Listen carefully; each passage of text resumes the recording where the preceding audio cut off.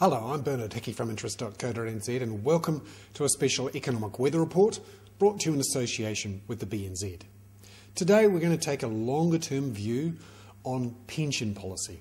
I think it's time for a debate about whether we can really afford to keep our pension retirement age at 65 and whether we can afford a New Zealand superannuation scheme where everyone, regardless of their income, gets paid 66% of the average wage.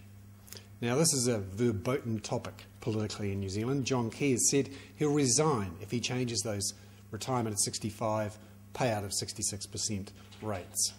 But we need to debate it because it's clear now that as we emerge from the economic crisis, that growth is going to be much slower than many people expected. There is real pressure on the global economy and the New Zealand economy from deleveraging as many people repay their debts. This means we can't rely on the sort of lending growth to drive GDP growth over the next few years.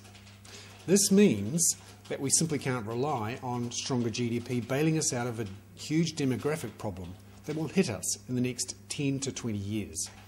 Remember, we've got a whole bunch of baby boomers who are likely to retire in the next 10 to 20 years, and they'll go on to the New Zealand superannuation scheme, and they'll also receive big healthcare costs because of our public healthcare system. This means that people who are graduating now and who will go into the workforce in the next 10 to 20 years will have to pay higher taxes, unless, of course, we change the rules of the New Zealand super scheme, change the retirement age and change the payout, or we change the New Zealand healthcare system. What this means is that over the next 10 to 20 years there's going to be enormous political pressure, particularly from Generation Y, as it dawns on them that the costs of the baby boomers will have to be paid by their kids, as the baby boomers who haven't saved for their retirement have instead relied on the pay-as-you-go super scheme.